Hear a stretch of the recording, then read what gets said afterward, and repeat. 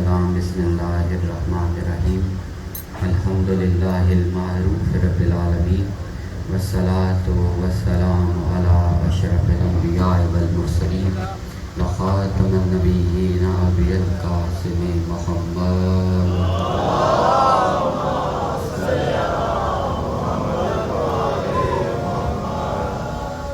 لا الہ الا اللہ محمد رسول اللہ ومن عنده علم الكتاب واہل البیت الطیبین الطاہرین المعصومین واہل المتقین اما بعد فقد قال اللہ سبحانہ تعالی فی قرآن مجید وفی فرقان حکیم وقولہ الحق بسم اللہ الرحمن الرحیم ان اللہ علی کل شیء قدیر صلوات بآواز بلند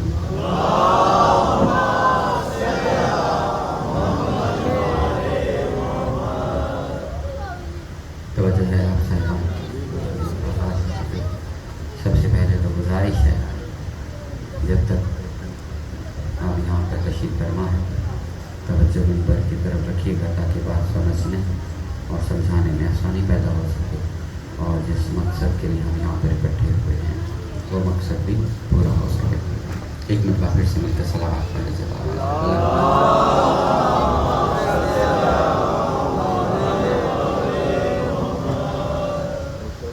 کل کی مجلس سے ایک چھوٹی سی بات کہہ کر ہم آگے اپنی بات کو آگے بڑھانا چاہ رہے ہیں اور ممکن ہے کہ ذہنوں میں بہت سے سوالات ہوں گے بھی اور ہونے بھی چاہیے کیونکہ کل کی مجلس ایک تقریبی مجلس تھی اور اس میں بہت سے سوال ایسے ہیں جو انسانی فطرت کے ہوتے ہوئے واجب ہیں کہ دماغ میں آ جائیں. بالکل توجہ رکھیے گا کیونکہ ہم جس معاشرے میں جس سرزمین پر ہم اپنی سانسیں لے رہے ہیں وہاں پر آل محمد کو لوگ اس طریقے سے نہیں مانتے جس طریقے سے ماننا چاہیے. اگر اپنی بات کو قوت دینے کے لیے ایک اور بات عرض کرنا چاہ رہا ہوں کہ ہم جس سرزمین پر اپنی سانسیں لے رہے ہیں یہاں پر لوگ خدا کو بھی اس طریقے سے نہیں مان رہے جس طریقے سے ماننا چاہیے. خدا میں اور بت میں ایک فرق ہے. پانچویں بات، کئی لوگ ایسے ہیں جنہوں نے خدا کو بطور ایک بت مانا ہے. اپنے جیسا سمجھنے کے لیے یہ باتیں تھوڑی سی مختلف ہو جائیں گی لیکن بہرحال چھوٹی سی بات عرض کروں گا. لوگوں نے آل محمد کو مخلوق ثابت کرنے میں جتنی محنت کر دی اتنی محنت اپنے آپ کو مخلوق ثابت کرنے پہ کی ہوتی.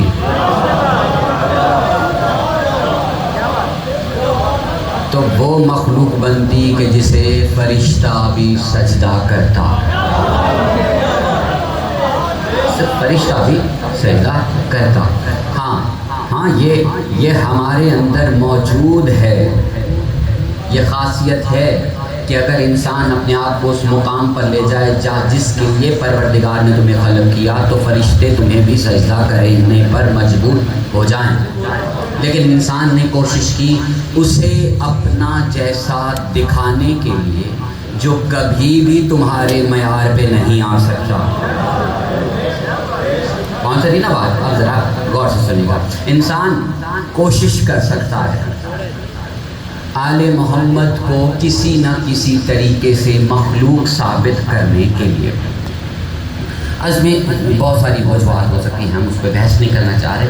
ہم صرف ایک سوال پوچھنا چاہ رہے ہیں کہ اس کائنات میں یا تو تم خالق ہو یا تم مخلوق، ان دونوں کے درمیان میں تم نہیں ہو.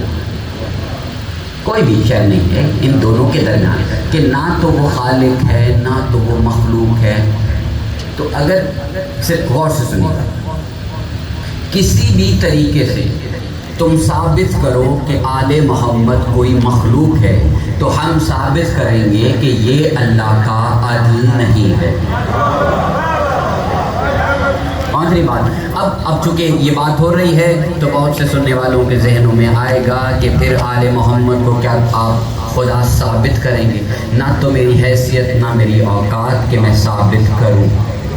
آخری بات، صرف چند باتیں ہیں جو آپ کے سامنے عرض کرنا چاہ رہے ہیں مودبانہ، کیونکہ ہم اس معاشرے میں زندگی بسر کر رہے ہیں جہاں پر صرف نماز روزہ حج کے بارے میں اتنی باتیں کی گئی کہ نماز کی روح کے بارے میں بات ہی نہیں ہو پائی، روزے کی روح کے بارے میں بات نہیں ہو پائی، حج کی روح کے بارے میں بات نہیں ہو پائی. ہم صرف جسموں کو مانتے رہے، اور اس لیے کہا گیا ہے کہ اپنے اندر جو تمہارے اپنے بنائے ہوئے بت ہیں اسے توڑو تو خدا سمجھ میں آئے. اپنے اندر کے جو بت ہیں جو تم نے بنائے اسے توڑو، تبھی تو تمہیں خدا سمجھ میں آئے گا. اب انسان ثابت کرنے پر اتر آیا کہ آل محمد محض ایک مخلوق ہیں، بس یہ ہے کہ ہم سے بہتر ہے. کون سے نا مخلوق ہیں، بس یہ فرق ہے کہ ہم سے تھوڑا بہتر ہیں. لیکن ہمارا سوال وہیں پر موجود ہے کہ اگر وہ ہم سے بہتر ہیں بحیثیت ایک مخلوق کے، کیا کیا تھا جس کے نتیجے میں وہ ہم سے بہتر بن گئے؟ کیا کیا تھا آل محمد نے جو ہم سے بہتر بن گئے؟ اب بہت سے سوال ہوں گے کہ آل محمد کی زندگی بھری پڑی ہے ان کے اعمال سے، اور اکثر آپ خطیبوں کی زبان سے سنتے آئے ہوں گے کہ قرآن ان کے عمل سے بنتا ہے. کیا پیمانہ رکھا پروردگار نے کہ یہ جو کریں گے وہ قرآن ہوگا؟ کیا پیمانہ رکھا پروردگار نے کہ یہ جو کریں گے قرآن ہوگا، یا یہ جو بھی کر رہے ہیں وہ قرآن بنتا جائے گا؟ ایسی باتیں آپ نے سنی ہوں گی. لیکن ایک سوال ہم نے گزشتہ مجلس میں عرض کی بات کہ کسی بھی منصب کو پانے کے کچھ محنت کرنا پڑتی ہے. ایک سوال، فطرت کو جو پر ملے ہیں حسین کے گہوارے سے، حسین کی محنت وہاں پہ ثابت کرو.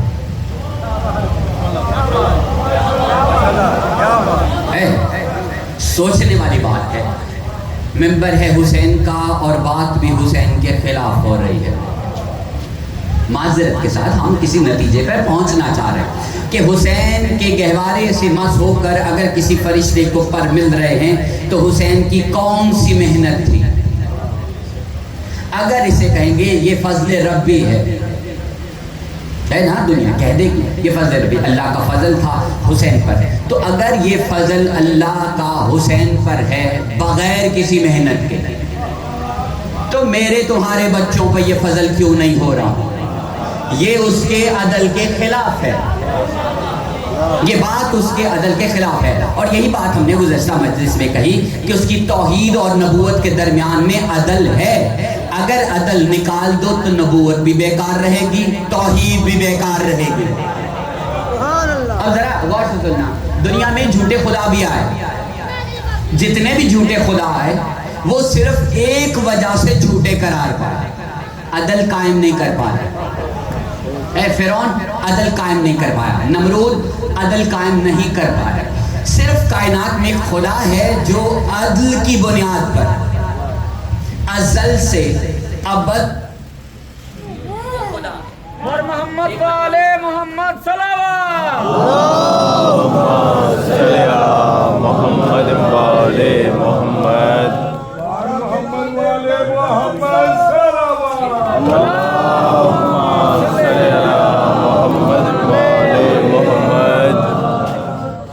میرے خیال سے یہ روشنی کافی ہے.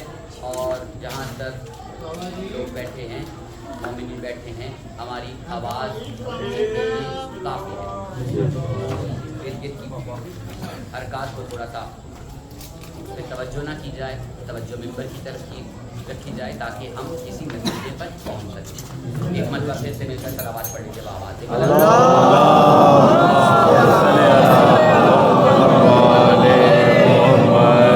خدا کی توحید، نبوت، یہ دونوں قائم ہے عدل کی وجہ سے، اور حسین کا گہوارے میں فطرت کو پر دینا عدل کے خلاف ہے اگر حسین مخلوق ہے۔ پہنچ پاری بات؟ اگر حسین کسی بھی طریقے کی مخلوق ہے تو یہ عدل کے خلاف ہے کہ حسین نے ایسا کیا کیا تھا کہ گہوارہ شفا دے رہا ہے۔ سمجھ میں آ رہی بات؟ گہوارہ شفا اگر دے رہا ہے تو پیچھے کوئی وجہ ہونی چاہیے ہے۔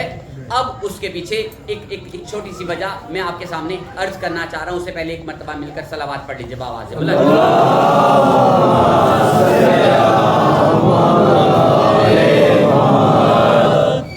ایک چھوٹی سی بات کہ اللہ نے آدم کی توبہ قبول کی، اللہ نے کس قانون کے تحت وہ توبہ قبول کی؟ نوح کی کشتی کو پار لگایا، وجہ کیا تھی؟ ان تمام انبیاء کی جو مشکلات تھی جو پروردگار نے حل کی، اس کے پیچھے ایک عدل وجہ ہے۔ اللہ اگر کسی کی کشتی کو ہموار رکھ سکتا ہے تو پیچھے ایک وجہ ہے کہ وہ مخلوق نہیں۔ سمجھ میں آ رہی بات؟ وہ مخلوق نہیں، وہ چاہے تو کچھ بھی کر سکتا ہے۔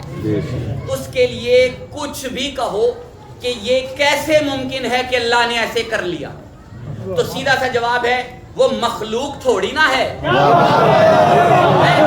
سمجھ میں آ رہی بات؟ یعنی اب اگر تم جہاں پر تم بیٹھ سکتے ہو، جس حلقہ احباب میں تم بیٹھ سکتے ہو، وہاں پر جا کر حسین کا یہ تذکرہ کرو اور پوچھو حسین نے ایسا کیوں کیا۔ اگر وہ کہے کہ حسین اس قابل تھا کہ اس کا گہوارہ شفا دے سکتا ہے، تو اس سے سوال کرو کہ حسین کی محنت کیا تھی جو حسین ایسے شفا دے سکا۔ اگر اس کے پاس کوئی جواب نہ ہو تو جواب میں دینے لگا ہوں، اپنے پاس محفوظ رکھنا۔ وہی جواب ہے جو خدا کے بارے میں کہ نوح کی کشتی ڈوبی کیوں نہیں؟ نوح کی کشتی ڈوبی کیوں نہیں؟ یوسف کنویں میں مرا کیوں نہیں؟ ابراہیم نے چھری چلائی تو اسماعیل مرا کیوں نہیں؟ یہ اس کے لیے آسان ہے، یہ اس کے لیے آسان ہے۔ کیوں؟ کیونکہ وہ مخلوق تھوڑی نہ ہے جو محنت کرے کسی چیز کو پانے کے لیے۔ وہ تو کہتا ہے کن ہو جا اور ہو جاتا ہے۔ اب حسین کے بارے میں ہے کہ گہوارے کے ساتھ فطرت کو مس کیا اور پر واپس آ گئے۔ یہ حسین کے لیے مشکل تھوڑی نہ ہے۔ سمجھ آ رہی بات ہے؟ اب یہ حسین کے لیے مشکل تھوڑی نہ ہے۔ اب یہاں پہ سارے مومنین بیٹھے ہیں اور جہاں آواز جا رہی ہے سارے مومنین بیٹھے ہیں، اور حسین کی عظمت میں کوئی شک کرنے والا یہاں پر بیٹھا ہی نہیں۔ لیکن ہماری بات فقط اتنی ہے کہ حسین اگر کسی بھی طریقے سے تمہارے عقیدے میں مخلوق ہے تو بتاؤ مخلوق کس نظریے سے ہے، کس قانون کے تحت وہ مخلوق ہے۔ سمجھ میں آ رہی بات ہے؟ نہیں۔ اب اگر آل محمد کا کوئی بھی عمل لے کر آؤ، اس کے پیچھے اگر کوئی سوال پوچھا جائے ایسے ممکن کیسے ہے نا؟ اب چونکہ لوگ سوال کرتے ہیں، ارد گرد لوگ بیٹھتے ہیں، آپ اپنے حلقہ احباب میں جب بیٹھتے ہیں تو لوگ باتیں کرتے ہیں، لوگ کہتے ہیں سورج کو پلٹانا یہ علی نے کہاں سے سیکھ لیا ہے؟ یہ کیسے ممکن؟ یہ تو ممکن ہی نہیں۔ یہ ان کے عقیدے اس لیے بتا رہے ہیں کیونکہ ان کے عقیدے علی کو مخلوق کہتے ہیں۔ مخلوق کے اختیار میں بہت سی چیزیں ہے ہی نہیں. بے شک بے شک. ہم یہ باتیں ڈسکس کرنے سے پہلے ایک چھوٹی سی بات آپ کے سامنے عرض کرنا چاہ رہے ہیں کہ سب سے پہلے یہ تو پتہ لگاؤ کہ خالق کہتے کسے ہیں. مخلوق کی حد بندی کہاں تک ہے؟ مخلوق کہاں سے کہاں تک جا سکتی ہے، کچھ بھی کر لے. ہے خالق کی بھی ایک حد ہے جو اس نے اپنے لیے خود ہی بنائی ہوئی ہے. سمجھ میں آ رہی بات؟ اب سورہ فاتحہ پڑھو، آپ کو پتہ چلے گا کہ اللہ نے اپنے بارے میں اپنا تعارف کرتے ہوئے کہا کہ میں وہ ہوں جس کے لیے ساری تعریفیں ہے. میں کون ہوں؟ جس کے لیے کائنات کی ساری تعریفیں. جو بھی اچھی تعریف ہے وہ پروردگار کے لیے ہے. اس نے کہا کہ میں رحمان بھی ہوں، میں رحیم بھی ہوں. اب ایک سوال پوچھنا چاہ رہا ہوں، مخلوق رحمان ہو سکتی ہے؟ نہیں ہو سکتی. ابھی یہاں پر جتنے بھی تشریف فرما ہیں اپنے اپنے عقیدے سے پوچھ کر بتائیے گا، مخلوق میں کوئی شخص رحمان ہو سکتا ہے؟ مخلوق میں کوئی رحیم ہو سکتا ہے؟ مخلوق میں کوئی مالک ہو سکتا ہے؟ نہیں ہو سکتا، کیونکہ یہ ساری چیزیں خالق کے لیے. اور حسین کے آخری سجدے تک میں ثابت کر سکتا ہوں وہ رحمان بھی کبھی بن کر سامنے آتا رہا ہے، رحیم بھی بن کر آتا رہا ہے. حسین کا ہم نے پچھلی مجلس میں عرض کیا نا، حسین کا کربلا میں آنا بتا رہا ہے کہ وہ مخلوق ہو ہی نہیں سکتا. پہنچ رہی بات؟ اب ذرا غور سے سنیے گا. مخلوق رحمان ہو سکتی ہے؟ نہیں، اس کی ایک حد بندی ہے. وہ رحمان کے زیر سائے رہ سکتی ہے. رحمان کے زیر سائے رہ سکتی ہے، رحیم کے زیر سائے رہ سکتی ہے، مالک یوم الدین کے زیر سائے رہ سکتے ہیں. ایک سوال پوچھنا چاہ رہا ہوں. لوگ کہیں گے کہ یہ ملکیت، جیسے آپ یہاں پر تشریف فرمائیں، یہ بھی کسی کی ملکیت ہے. لیکن ایک سوال پوچھنا چاہ رہا ہوں، کب سے ہے؟ اب ذرا غور سے سنیں، کب سے؟ جی جب سے یہاں کے جو مالک ہیں انہوں نے جب سے اس کی قیمت ادا کی ہے وہ تب سے یہاں کے مالک. اس سے پہلے کون مالک تھا؟ کوئی اور پارٹی تھی. تھوڑے سے سال اور پیچھے چلے جائیں، کون مالک تھا؟ یہ مالک بار بار بدلتا ہوا دکھائی دے رہا ہے. پتہ چل رہا ہے مالک اصل میں کوئی اور ہے.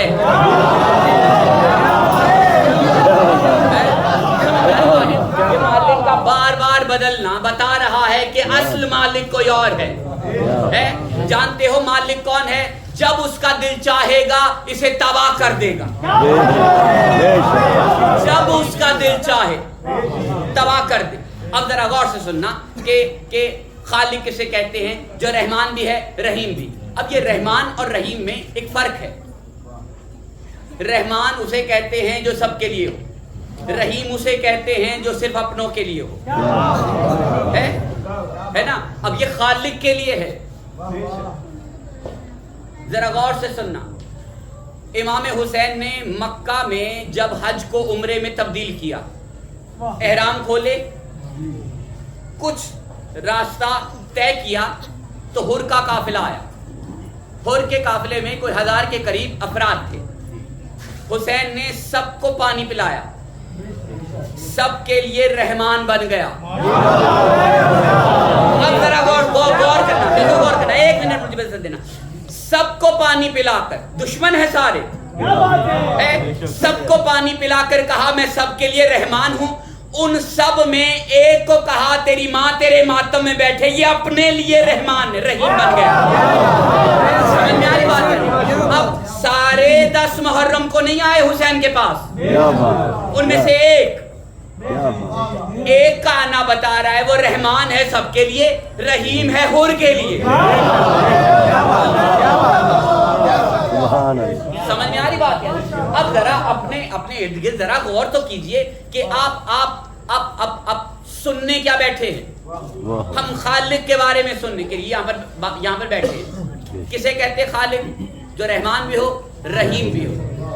انسان میں یا کسی بھی مخلوق میں یہ حد ہے ہی نہیں کہ وہ رحمان بن جائے. اب ذرا قرآن پاک سے کچھ چیزیں یا اسلام سے شریعت سے کچھ چیزیں لے کر آپ کے سامنے عرض کرنا چاہ رہا ہوں. انسان کسی بھی طریقے سے رحمان نہیں بن سکتا. بننے کی کوشش کرے گا تو گنہگار بن جائے گا.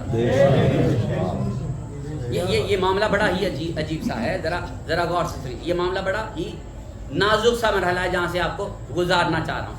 اگر انسان یا کوئی مخلوق رحمان بننے کی ناکارہ کوشش کرے گا تو وہ گنہگار بن جائے گا رحمان بنتے بنتے.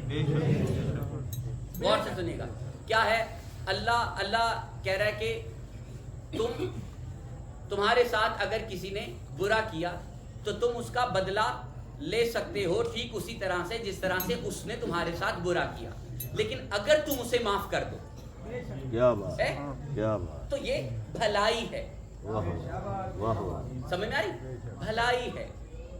تم اس کی رحمان کے اس درجے پر نہیں پہنچ سکتے.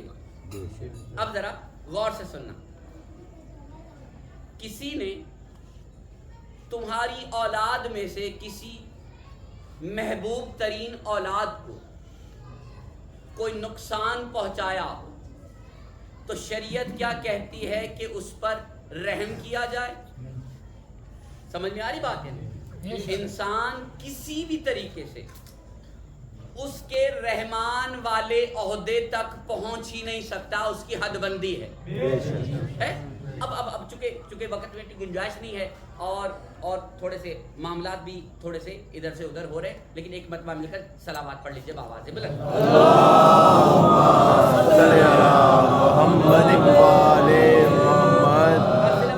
صرف ایک بات عرض کرنا چاہ رہا ہوں کہ آپ کوشش کیجئے آل محمد کو مخلوق ثابت کرنے کے لیے. ہم محنت کریں گے یہ بتانے کے لیے کہ یہ خدا کا عدل ہو ہی نہیں سکتا. پہنچ پا رہی بات؟ اب صرف چونکہ بات ہو رہی ہے تو صرف ایک دو باتیں کہہ کر ہم یہاں سے آج کے لیے رک سکا رہے. پھر انشاءاللہ کل یہیں سے یہ بات آگے جاری رہے گی. لیکن ذرا غور سے سنیے گا. یہ چند باتیں جو آپ کے سامنے عرض کرنا چاہ رہا ہوں. آل محمد کے بارے میں کچھ بھی کہو، کیا کہنا چاہ رہے کہ خالق کسے کہتے ہیں؟ رحمان ہے، رحیم ہے، مالک یوم الدین. وہ مالک ہے دین کے دن کا. تم کسی بھی طریقے سے مالک نہیں ہو سکتے اس دنیا کی کسی بھی شے کے. ایک دنیا کا ایک دستور ہے، ایک طریقہ کار ہے کہ جو آج تمہارا ہے وہ کل تمہارا نہیں ہے. تمہاری ایک حد بندی ہے. کوئی بھی چیز ہے جو آج تمہاری ہے وہ کل تمہاری ہو نہیں سکتی. یہاں تک کہ جو تمہارے ساتھ رشتے منسلک کیے گئے، تمہارے ساتھ جوڑے گئے، یہ کل تمہارے ساتھ ایسے نہیں رہیں گے. نہیں بات سمجھ میں آئی؟ تھوڑا سا سمجھانا چاہ رہا ہوں. شریعت کے کچھ قانون ہیں جو آپ کے سامنے رکھنا چاہ رہا ہوں. اللہ نے، تم نے شادی کی، خدا نے تمہیں اولاد دی. اب وہ اولاد تمہاری یا تو بیٹا ہے یا بیٹی. وہ جوان ہوئے، تم بوڑھے ہونے شروع ہوئے. ایک وقت معین پر تم دنیا سے ہو گئے رخصت. جب مرنے لگے تو جب آخری سانس تک تم اس کے باپ تھے. جیسے ہی سانس رکی، ختم ہوئی، یہ زندگی کا تسلسل ختم ہوا تو وہ جو بیٹا تھا وہ کچھ اور بن گیا، تم اس کے لیے کچھ اور.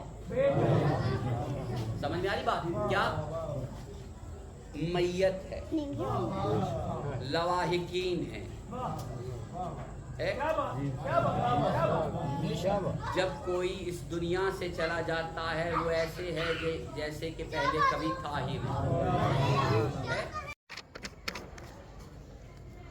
کہ آل محمد کے بارے میں تمہارا عقیدہ کیا ہے؟ تم اسے मखलूक मानते हो या मखलूक से अफजल? तो जवाब क्या आएगा? मखलूक नहीं है, मखलूक से अफजल। मखलूक से अफजल सिर्फ खालिक है। क्या बात, क्या बात है, सुभान अल्लाह। नहीं समझ में आ रही? अगर बात समझ में नहीं आ रही तो एक छोटी सी आयत के तौर पर एक बात अर्ज करना चाह रहा हूँ। तुम्हारे मालिक बस यही हैं। क्या बात, क्या बात। कौन सी बात? तुम्हारे मालिक बस यही हैं। किसके मालिक? मखलूक के मालिक बस यही है। क्या बात। गौर से सुनिएगा, परवरदिगार मखलूक को मुखातिब करके कह रहा है तुम्हारे मालिक यही हैं। क्या बात, क्या बात। उसमें मालिक गिनवाते गिनवाते अल्लाह ने पहले अपना नाम लिया है। उसने अपना नाम लिया, उसने कहा मैं तुम्हारा मालिक। फिर उसने कहा मेरा रसूल तुम्हारा मालिक। उसके बाद कहा वो तुम्हारा मालिक। अब एक बात समझ में नहीं आ रही, क्योंकि तौहीद और नबूवत के दरमियान में जो अदल है वो आयत में खतरे में है। उसने कहा तुम्हारा मालिक बस यही है।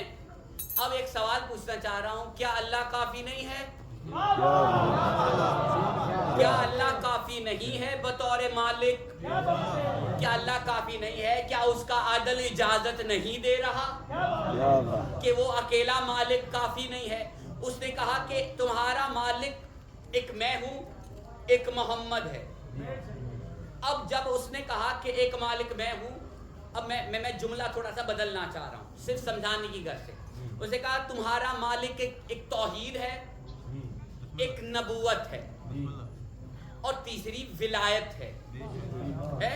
अब तीनों के दरमियान में अब उसका अदल कैसे ये कह रहा है कि तुम्हारे मालिक ये तीन हैं जिनमें से एक खालिक है और दो मखलूक हैं। क्या बात,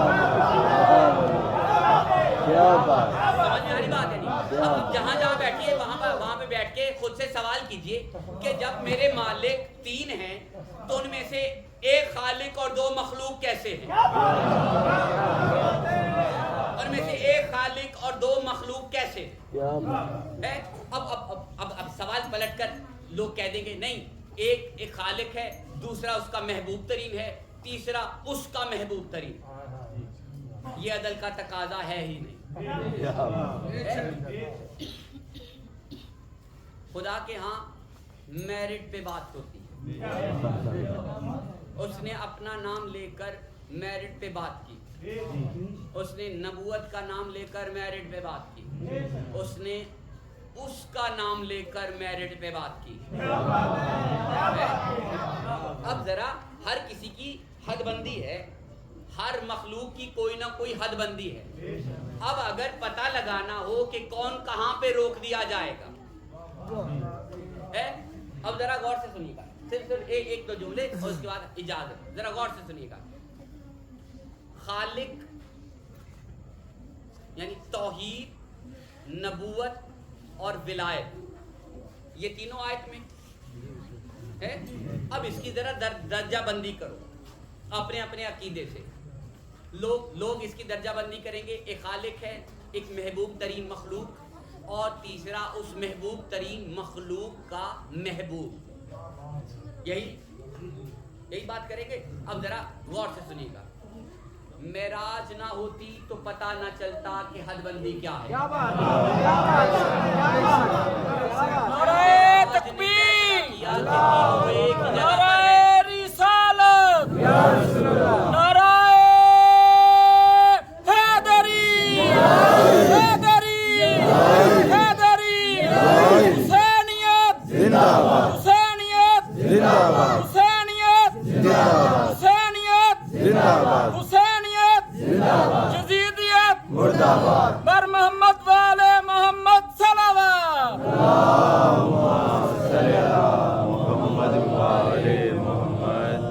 कभी कभी ना हम सोचने पर मजबूर हो जाया करते थे कि मेराज में जिब्राइल को लेकर जाना کیا واقعی ضروری تھا؟ ہے نا، سمجھ میں آ رہی بات؟ کسی نہ کسی کے ذہن میں ایسا سوال آیا ہوگا کہ جبرائیل کو لے کر ساتھ جانا کیا ضروری تھا؟ اگر واقعی ضروری تھا تو راستے میں اسے چھوڑ دینا واقعی ضروری تھا۔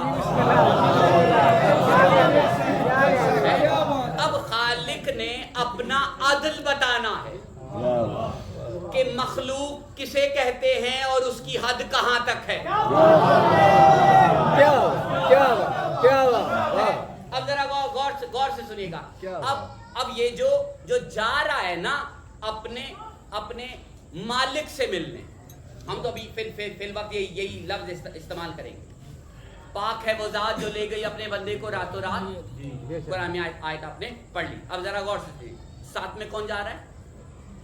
ایک جبرائیل اور ایک سواری، دونوں کا جانا ضروری نہیں تھا، لیکن عدل نے کہا لے کر جاؤ۔ عدل کا تقاضا تھا ساتھ میں لے کر جاؤ۔ اب جب ساتھ لے کر گئے تو چلتے چلتے پہلا آسمان آیا، دوسرا آیا، تیسرا، یہ ساری چیزیں عبور کی۔ وہ براق ساتھ چلتا رہا، وہ جبرائیل ساتھ چلتا رہا، لیکن ایک مقام آیا جہاں پر جبرائیل نے قدم بوسی کرتے ہوئے کہا یا رسول اللہ اس سے آگے نہیں جا سکتا۔ کیوں؟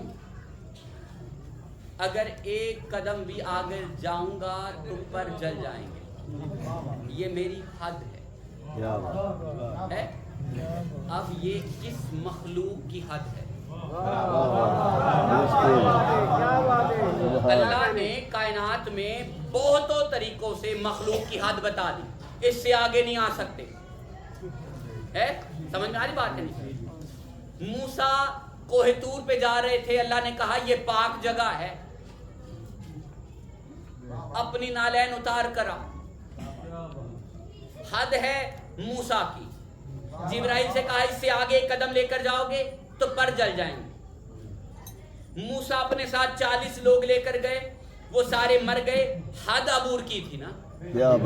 اب یہ جو مرے اور بے ہوش ہوئے یہ ثابت کر رہے تھے یہ مخلوق تھے۔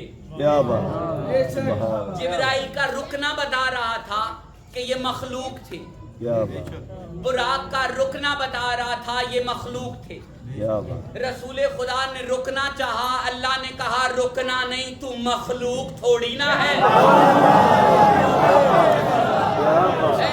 سمجھ میں آ رہی بات؟ یعنی اب تو نے رکنا نہیں کیونکہ تو مخلوق تھوڑی نہ ہے۔ سمجھ میں آ رہی بات؟ یعنی اب اپنے عقیدے سے جہاں جا بیٹھیے گا وہاں پر سوچنے پہ مجبور ہونا، سوچنا، خود سے سوال کرنا۔ جب اللہ کہہ رہا ہے نالین کے ساتھ آ تو خود سے ایک سوال تو بنتا ہے نا کہ یہ خالق ہے، مخلوق ہے، کون ہے؟ سمجھ میں آ رہی بات؟ اب ذرا غور سے سنیے گا۔ ایک پردہ قدرت ہے، پردہ قدرت کے پیچھے نہ جانے کون ہے۔ فی الوقت یہ ممبر اجازت صرف اسی بات کی دے رہا ہے کہ ہم عرض کریں آپ کے سامنے کہ پردہ قدرت کے پیچھے نہ جانے کون تھا، لیکن آیت کا پورا جسم تھا وہاں پر۔ سمجھ آ رہی بات؟ آیت کا پورا جسم تھا کہ تمہارے مالک بس یہی ہیں، پردے کے پیچھے، پردے کے آگے۔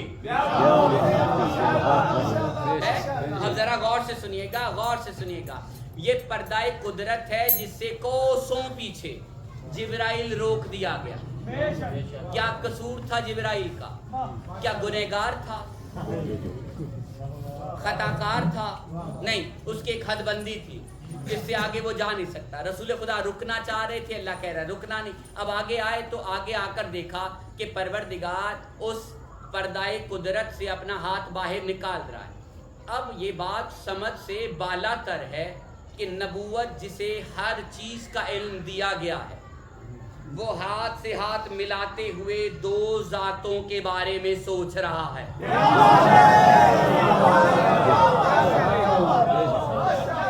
اب نہ جانے آپ کے دلوں میں، آپ کے ذہنوں میں علی اور جلی کے بارے میں کیا تصور بن رہا ہے، لیکن ایک بات عرض کرنا چاہ رہا ہوں کہ نبوت نے عدل کو سامنے رکھتے ہوئے دونوں کے بارے میں سوچا کہ ہے تو خدا، مل تو علی رہا ہے۔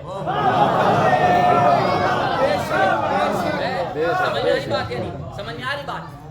اب ذرا جہاں جہاں بیٹھیے گا وہاں پر خود سے سوال کیجئے گا، ایک دوسرے سے سوال کیجئے گا کہ اگر یہ مخلوق ہے تو پردے کے پیچھے کیسے؟ سبحان اللہ، سبحان اللہ۔ اگر یہ کسی بھی رنگ میں مخلوق ہے تو پردہ قدرت کے پیچھے کیسے؟ اگر یہ ہاتھ علی کا ہے اور انگوٹھی کے ساتھ ہے تو کیسے؟ اگر محمد مصطفیٰ صلی اللہ علیہ وآلہ وسلم کو تم کسی بھی رنگ میں مخلوق کہو تو خالق کے ساتھ ہاتھ ملانے کے بعد نہ وہ ہاتھ لرزا، نہ وہ ذہن بہکا، تو مجھے بس اتنا بتا دو کہ اگر کسی بھی رنگ میں وہ مخلوق ہے تو یہ کیسی مخلوق ہے؟ سمجھ میں آ رہی بات؟ اب ہم انشاءاللہ کل اس سے آگے ضرور باتیں کریں گے، فی الوقت ہم اتنی ہی بات کر پائے، ایک مرتبہ مل کر صلوات پڑھ لیجیے۔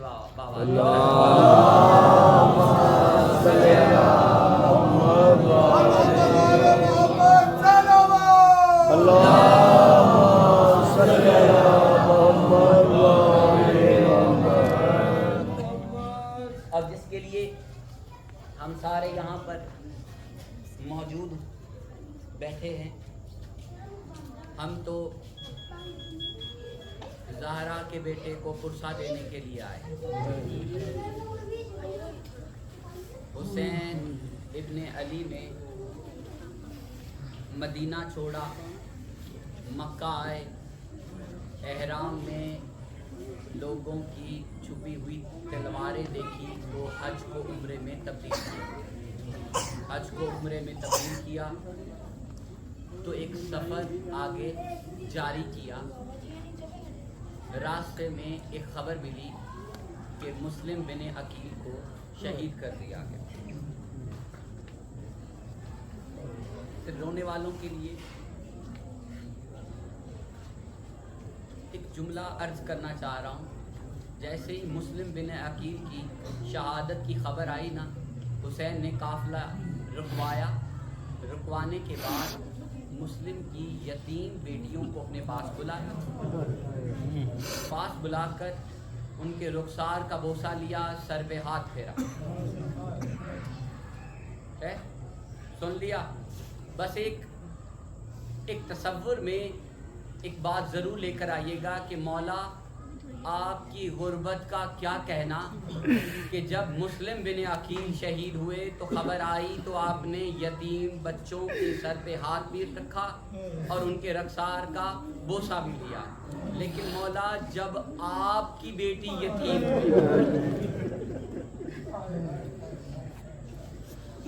لوگوں نے ہاتھ رکھا لیکن تماچے کے طور پر۔ جملہ سنو گے؟ حسین آگے چلے تو ہر کے قافلے نے روکا۔ ہر کے قافلے نے جب روکا، حسین نے کہا روکنے کی وجہ کیا ہے؟ اس نے وجہ بتائی کہ حاکم وقت نے کہا ہے کہ یا تو آپ کو گرفتار کر کے ان کے پاس لے جاؤں، اگر آپ مزاحمت کریں گے تو یہیں پر آپ کا قتل کر دیا جائے گا۔ ہم نے مجلس میں عرض کیا نا کہ حسین جیسی ذات یا رحمان ہے یا رحیم ہے، تو ایک بات عرض کرنا چاہ رہا ہوں، جو قید کرنے کی بات کر رہا ہے یا قتل کرنے کی بات کر رہا ہے، حسین نے کہا تم پیاسے لگتے ہو، پہلے پانی پی لو۔ جملہ سنو گے؟ حسین کے پاس بہت سے غلام ہیں جو خود کو حسین کے غلام کہتے ہیں، لیکن پانی پلانے کے لیے حسین نے انتخاب کیا غازی عباس کا۔ کہا عباس اس سارے لشکر کو پانی پلاؤ۔ مولا عباس نے مشکیزے کے منہ کھولے اور سب کو پانی پلانا شروع کیا۔ سب نے پانی بھی پیا، اپنے منہ پہ بھی پانی ڈالا۔ جب ٹھیک طرح سے سیراب ہو گئے، مولا عباس آئے، آ کر کہا مولا سب نے پانی پی لیا۔ مولا نے کہا ان کے گھوڑے بھی پیاسے ہیں، اور ایک طریقہ کار بتایا کہ عباس گھوڑے جو ہے وہ جب پانی پی لیتے ہیں نا تو ان کو 2 بار پلانا پڑتا ہے۔ جب گھوڑا پانی پی لے تو اس کے بعد پھر بھی اس کے سامنے پانی رکھنا ہو سکتا ہے وہ پھر بھی پیے. ان کے گھوڑوں نے پانی بھی پیا. اس کے بعد مولا کے حکم سے گھوڑوں کے سموں پر بھی پانی ڈالا گیا. لیکن ایک سوال ہے صرف رونے والوں کے لیے کہ مولا یہ جو پانی پلا رہا ہے نا ان کو، اس کا نام ہے غازی عباس. چند روز کے بعد یہی غازی تیری اولاد کے لیے پانی لینے جائے گا، یہ تیر ماریں گے. مولا اتنا رحم. اور یہ بات یاد رکھنا کہ میرے مرنے کے بعد کوئی بھی سرزمین پہ آئے اسے کم از کم 3 دن کے لیے مہمان رکھنا، اسے پانی پلانا، غذا مہیا کرنا اور اسے بتانا کہ تمہارے غریب امام کی قبر وہ ہے. اب مولا نے ایک جملہ کہا کہ جوانوں واپس جاؤ اور اپنی عورتوں کو بھیجو. عورتیں آئیں. امام حسین نے کہا کسی وجہ سے اگر تمہارے مرد ہماری قبریں نہ بنا پائیں تو تم پانی بھرنے کی غرض سے نہر فرات پر آنا، پانی بھر لینا اور بھرنے کے بعد جب گزر ہو ہمارے لاشوں کے قریب سے تو مٹی ہمارے لاشوں پہ پھینک جانا.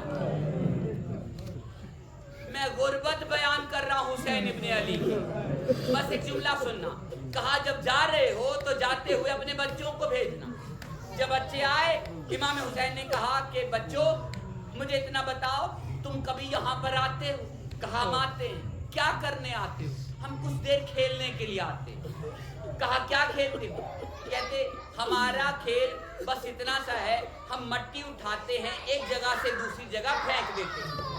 امام حسین نے غربت کے مقام میں کہا کہ اگر تمہارے ماں باپ ہمارے لاشیں دفن نہ کر سکے تو تم ہماری قبروں کے پاس آنا، ہمارے لاشوں کے پاس آنا، زمین سے مٹی اٹھانا اور ہمارے لاشوں پہ گرا دینا.